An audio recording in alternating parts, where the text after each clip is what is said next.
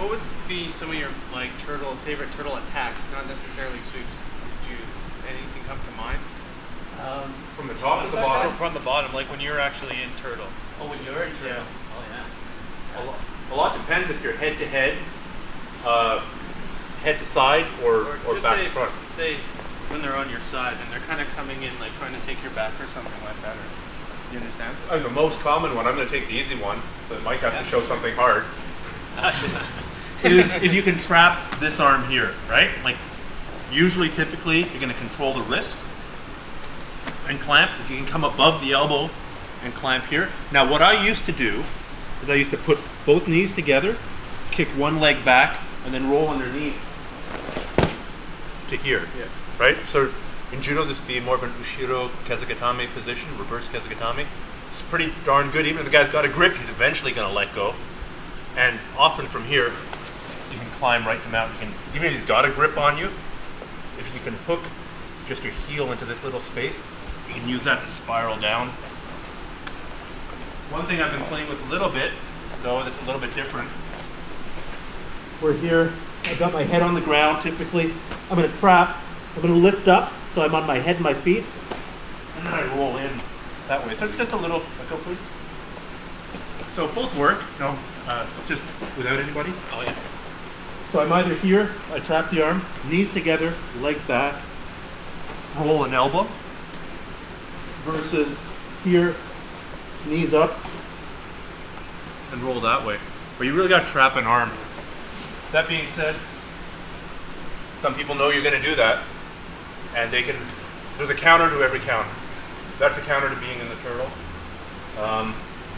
Some people are going to know that you're going to do that, so then they try and beat you to the punch, then hopefully you have an answer for that as well. What do you like to do? I want to switch this because I think it's a really good question, and since Stephan's already answered that, it's in line with what we were talking about judo and jiu-jitsu and things like that. And one of the other things that as I've been practicing with a lot of the judo team members, is that in jiu-jitsu, we haven't focused a lot on sangaku.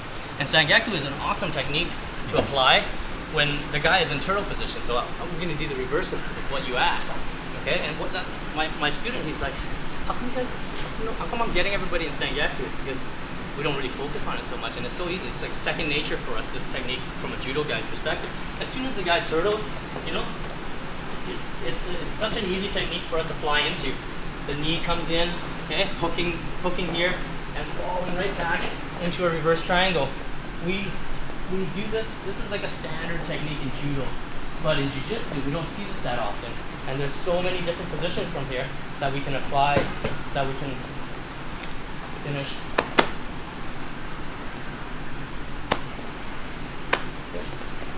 And so I think this would be a good one to start to add to your repertoire in the world of jiu-jitsu. Can you take them through that again?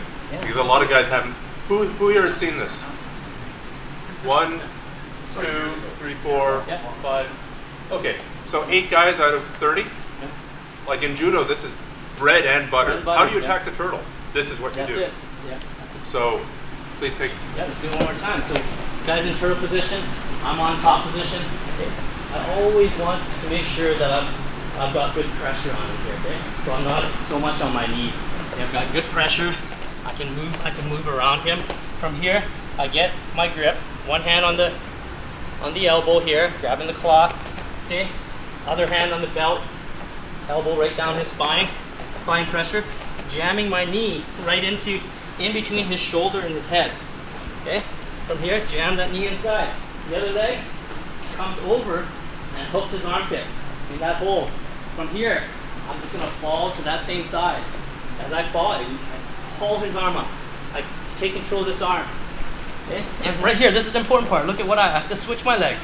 I have to pull this in, put this down here. Now I switch. Okay, now I switch for control. Okay, catch this arm. Make sure I get control. Right now it's about control. Okay, I'm not going to submit him yet. Get this control. Tie him up. Make sure I've completely secured this position. Okay, now I can look to tighten it up.